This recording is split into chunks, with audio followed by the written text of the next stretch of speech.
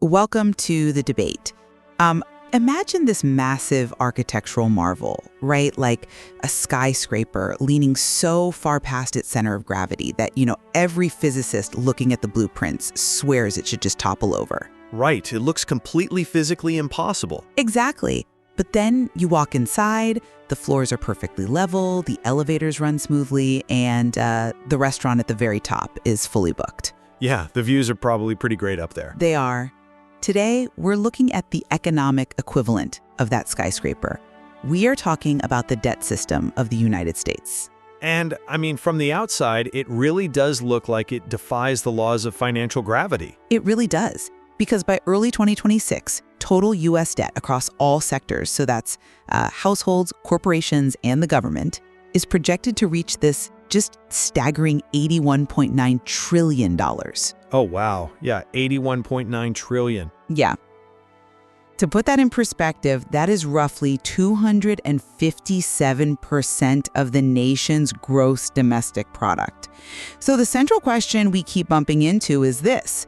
Is this massive accumulation of debt a functional, necessary engine that successfully pulls future economic capacity into the present? Or is it a fragile system that is actively, cannibalizing our future to mask underlying economic weakness, which is definitely the side I land on. Right, you take the more pessimistic view. Well, I think I take the realistic view. We are looking at an architecture that relies entirely on masking a really fragile two-tiered economy. The illusion of current stability is being purchased at the cost of a slow, inevitable strangulation of our future economic choices. And see, I look at the exact same blueprint, and I see something entirely different.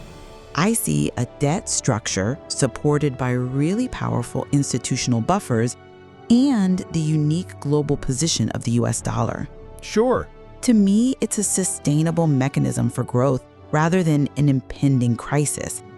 But, let's actually unpack that $81.9 trillion figure, because if you just stare at the aggregate running on a debt clock, it sounds terrifying. It sounds like a reckless consumer just maxing out a credit card at the mall. Precisely. That's the instinctual human reaction. But debt at a macroeconomic level operates entirely differently. It is, in essence, a time machine. A time machine. Walk us through how you define that mechanically. Sure. Think about how a modern economy actually builds anything. If a corporation wants to build $1 billion semiconductor factory, they can't afford to stockpile cash for 20 years to pay for it up front. Right, because of inflation and opportunity cost. Exactly. By the time they save the money, the technology is obsolete and a competitor has already taken the market. So debt allows them to pull the revenue that factory will generate over the next 2 decades into today. So they can pour the concrete tomorrow. You got it. It's the same for a family buying a house. They are using 20 years of their future labor to secure shelter today. I don't disagree with the fundamental premise of borrowing for productive investment. The concept of the time machine is sound in theory. But the reality of what makes up that $81.9 trillion is where the theory completely falls apart. Well, let's look at the breakdown then, because when we disaggregate that $81.9 trillion, the picture of health is actually much stronger than the headline suggests. Healthier. Based on what metric? Well, based on leverage relative to income. About $21.1 trillion is household debt. $22.6 trillion is corporate debt. $34.5 trillion is federal, and the remaining $3.7 trillion belongs to state and local governments. Right. Crucially, if you look at the household sector, the actual citizens, they are much healthier now than in the past. Back in 2006, right before the great financial crisis, household debt was at 95% of GDP. People were highly over-leveraged. Yeah. Highly. But today, that household debt figure has dropped to just 66% of GDP. Consumers actually deleveraged. Okay, but you are leaving out the mechanics of where that leverage actually went. Well, let me finish my point.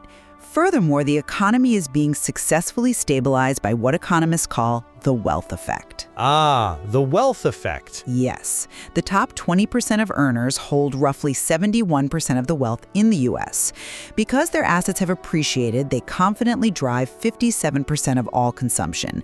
They are the engine keeping the economy humming. I come at it from a different way. You're absolutely right that households deleveraged after 2008, but Like I said, that debt didn't vanish into thin air, it migrated. You're talking about the federal balance sheet? Exactly.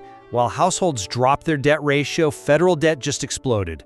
It went from 41% of GDP in 2006 to over 108% by 2026. The burden was simply shifted from private citizens to the public balance sheet to bail out the system. But isn't that exactly what a sovereign balance sheet is designed to do in a crisis? It acts as a borrower of last resort to absorb the shock. Yes, to absorb a temporary shock, but we never offloaded it. We just changed the name on the account. And furthermore, looking at this wealth effect as a sign of health completely ignores the dangerous shift in who holds the remaining private debt. How so? Well, yes, the top 20% are spending vigorously based on asset inflation. Their homes and stock portfolios look great on paper. But if you're listening to this and checking your own grocery bill, you're probably wondering how the macro data looks so good when your wallet feels so light. Because the reality for the other 80% is entirely different. Radically different. The bottom 80% aren't spending because they feel wealthy. They are spending to survive. They are bridging the gap of persistent inflation with expensive credit. Right, the credit card data. Exactly. That is why we are seeing credit card debt hit an unprecedented $1.26 trillion, and auto debt climb to $1.71 trillion. And the mechanical reality of credit card debt at a 24% interest rate is that it actively destroys your future purchasing power. It is expensive, certainly. It is the complete opposite of your factory analogy. It's why personal savings have plummeted to a razor-thin 2.7% of disposable income. That is not a healthy consumer base. That is a population living on the edge. I see why you think that, but let me give you a different perspective on how these two consumer bases interact. The concentration of consumption at the top is a structural reality of an asset-backed economy. And it is not necessarily a fatal flaw. Not a fatal flaw? No. Think of it as a massive economic flywheel. As long as asset values, so stocks, real estate, investment portfolios, give that top 20% the momentum to keep spending, that flywheel keeps the broader economy turning. I'm not sure if flywheel captures the fragility here. Well, think about it. When that wealthy household decides to renovate their kitchen, or take a vacation, or buy a new luxury vehicle, those dollars flow downward structurally. That spending provides the essential income, the business revenues, and the employment that acts as the first line of defense for the bottom 80%. But that assumes the money reaches them effectively. It provides jobs. The fact that one group is driving the spending doesn't mean the system is broken, as long as the capital continues to circulate. Let's step away from the macroeconomic averages for a second and look at the actual plumbing of that system. I prefer a different analogy. Think of the economy like a municipal water pressure system in a massive high-rise building. Okay, I'm following you. In a healthy system, there is enough baseline pressure for water to reach every floor naturally. What you are describing with your flywheel is a system where the top floors, the top 20%, are drawing almost all the water pressure. Because they have the assets? Right. They have massive, rushing faucets funded by asset wealth. But because they are drawing so much, the pressure at the bottom floors drops to a trickle. And how does debt factor into this plumbing? To get any water at all, the people on the bottom floors have to go out and buy expensive external mechanical pumps. The credit cards. Yes, those pumps are credit cards and high-interest auto loans. The macro data, the total water flowing into the building, looks fantastic. The building manager is thrilled. But the reality on the ground is dire. So they're just keeping up. Exactly. When the bottom 80% are paying 10% more for the exact same basket of groceries as last year and funding that difference through a credit card pump rather than real wage growth, the system is inherently fragile. They aren't buying more goods, they're just paying more to stand still. But if the system is as fragile as you suggest, right? If the consumer base's water pressure is completely fractured, why haven't we seen a systemic collapse? Well, it takes time. But if you're arguing the foundation is crumbling, why hasn't the 2008 financial crisis repeated itself? Because the nature of the fragility has changed. See, I would argue it's because 2008 is the wrong blueprint for analyzing today's economy entirely. The architecture underneath the debt has fundamentally changed. We have built incredibly robust systemic buffers. Buffers for the banks, maybe? Yes, but that matters. We don't have the toxic subprime mortgage structures that define the early 2000s. Today, mortgages are underwritten with much higher quality standards, and more importantly, the banking system itself is highly capitalized. That is true. Right. If you look at the Federal Reserve's 2026 stress tests, they demonstrate that even under severe hypothetical economic downturns, the major banks maintain their capital minimums. They can take a massive hit and keep lending. That's a compelling argument, but have you considered the domino effect of asset prices? What do you mean? I agree with you that 2008 is the wrong blueprint. I am not predicting a sudden, fiery explosion where the banking system freezes overnight because of toxic mortgages. The risk today is much more insidious. It goes back to your flywheel. The wealth effect. Yes. The heavy reliance on the top 20% feeling rich. What happens mechanically if the stock market drops 30% and stays there? Well, a sustained bear market. Exactly. Not a flash crash, but a long, grinding bear market. The wealth effect violently reverses.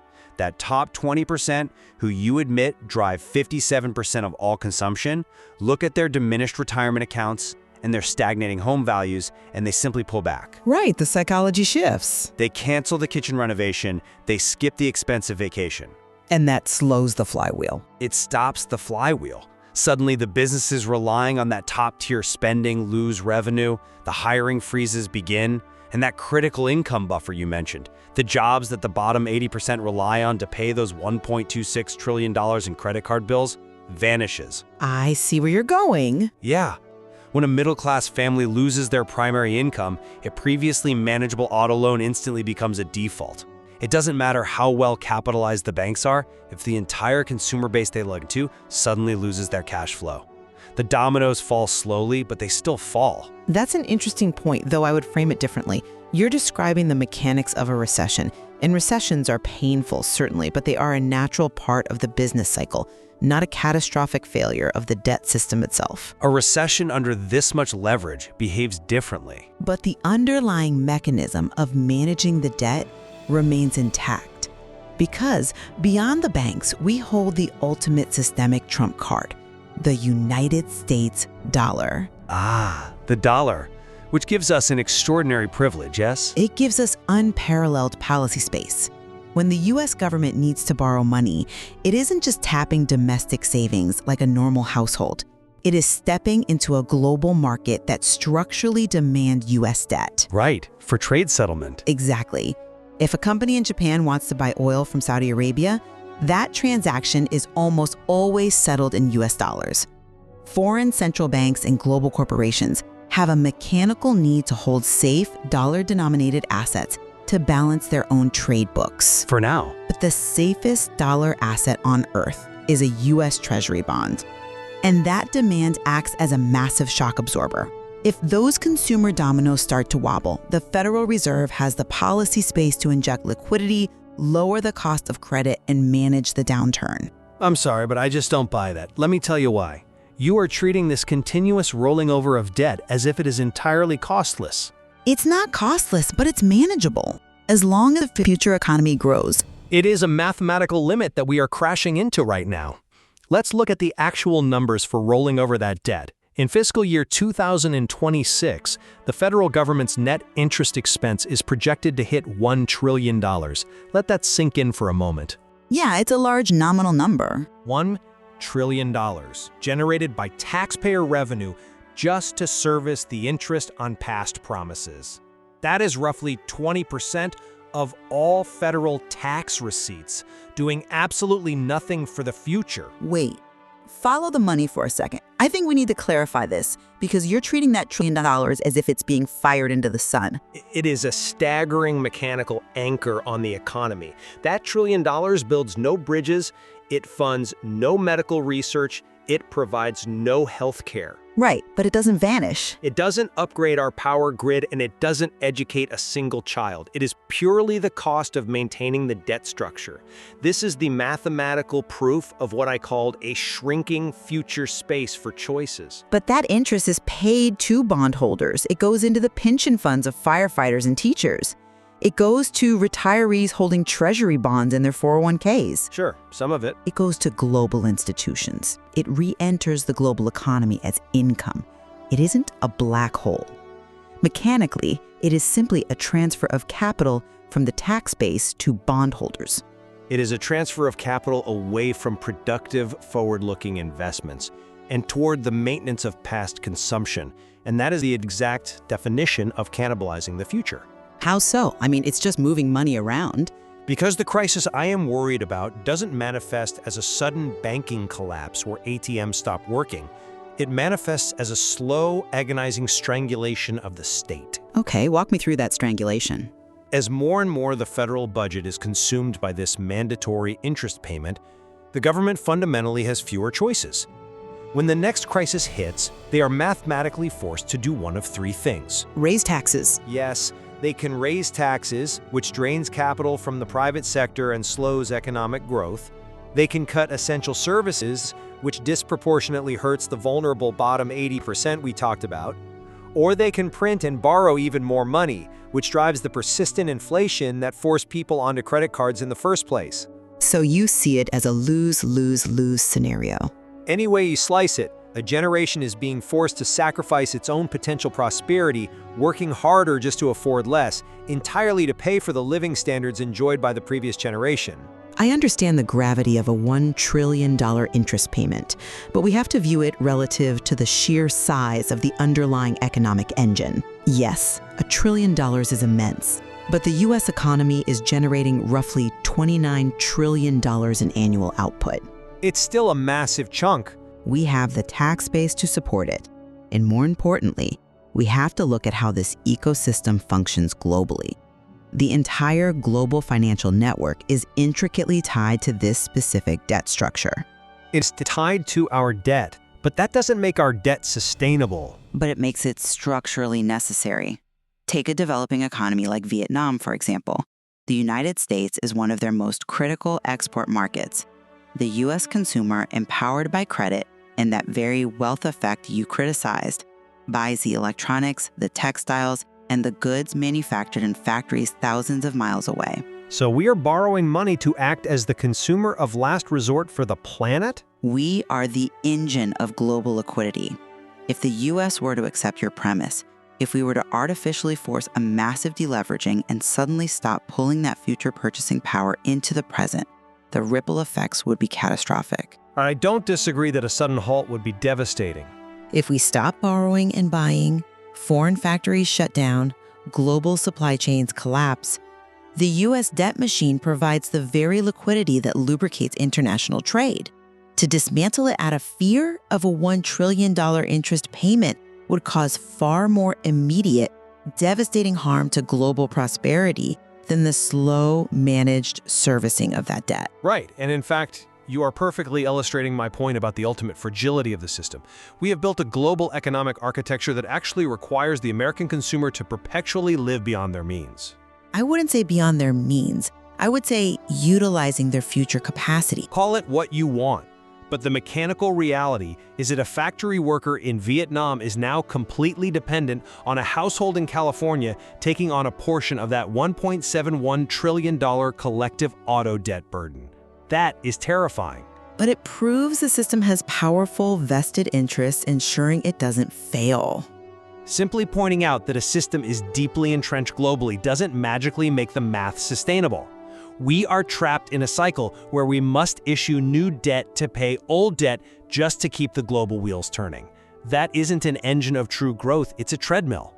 A treadmill that provides housing and infrastructure. And the treadmill is slowly increasing in speed. As the debt compounds, as the interest payments consume larger shares of GDP, the treadmill spins faster.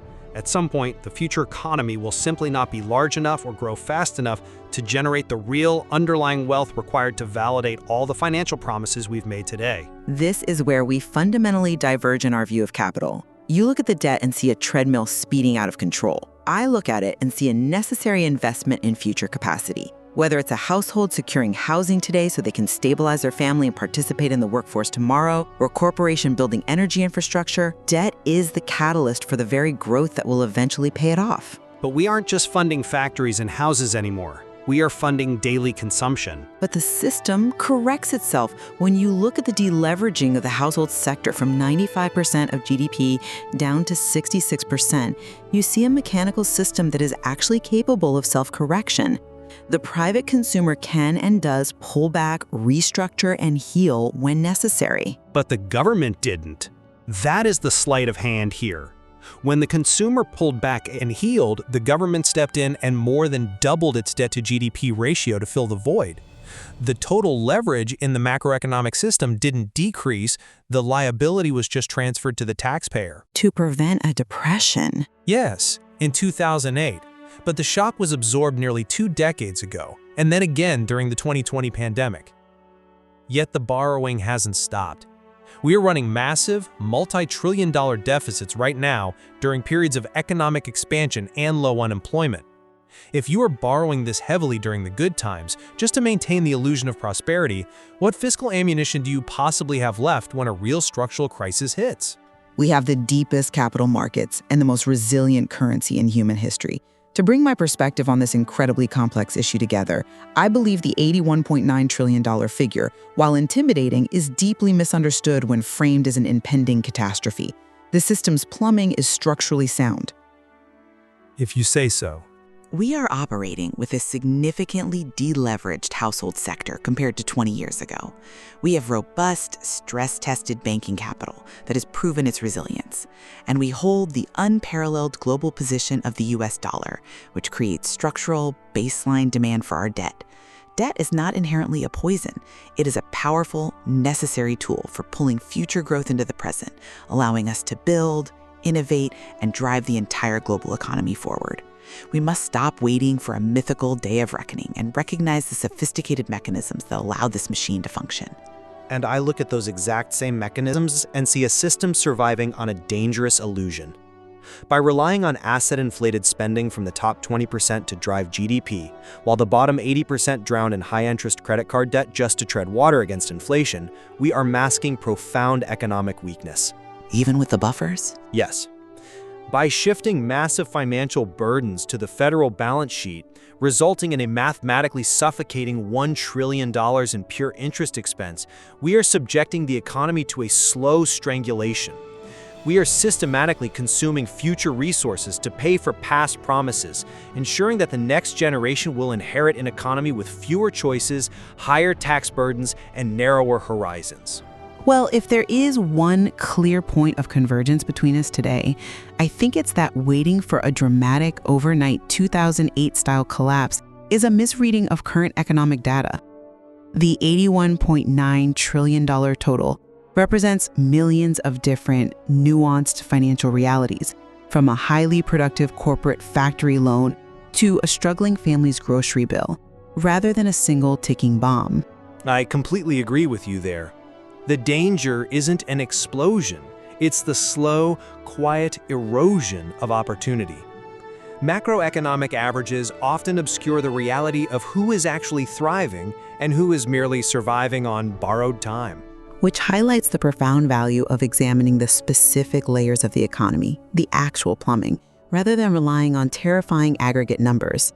There is certainly much more to explore in this material, particularly how this U.S. debt machine's demand for credit ripples through the global economy, deeply affecting our trade partners and export markets worldwide.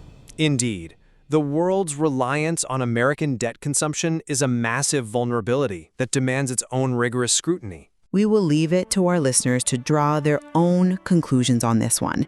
Think back to that skyscraper leaning past its center of gravity, as we marvel at its height and the fact that it remains standing against all odds. We have to ask ourselves, how much of tomorrow's steel can we safely use to build today's floors before the foundation simply has nothing left to give?